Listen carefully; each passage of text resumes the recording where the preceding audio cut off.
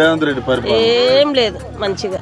చెప్పినా కదా పెళ్ళాం తెచ్చిన ముండ మోసిన బజార్ ఉన్నట్టున్నది మార్కెట్ అంతా అంతే ఇస్తుండు అందరికి మహిళలకు 5,000 ఇస్తుండు మాకు 10,000 ఇస్తుండు అకౌంట్ లో అవునా మరి దేశం అంతా రావట్లేవు అంటారు మాకు ఒక్కరికే ఇస్తుండు మా మహిళలకు 10,000 నాకు 10,000 అంతేనా 15,000 వస్తున్నాయి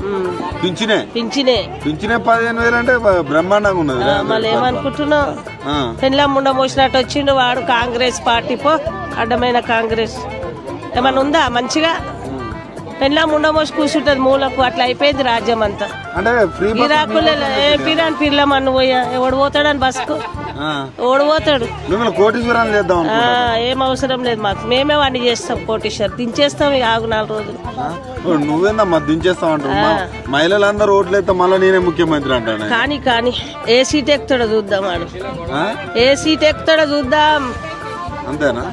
మళ్ళీ ఓట్లు వేయరా మళ్ళీ మేము ఎవరికి ఏం ఓట్లు అంటే మేము కోటీశ్వరాలు చేద్దామని ఎక్కడికైనా అప్పు పోతే దొంగను చూసినట్టు చూస్తారంటు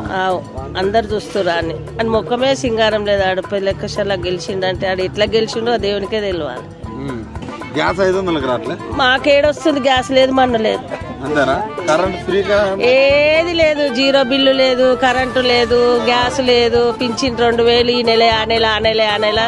దొంగ సచ్చినోడు ఇస్తుంది అవి కూడా కరెక్ట్ కరెక్ట్ ఈ నెల ఆ నెల వస్తున్నాయి ఆ నెల వస్తాయి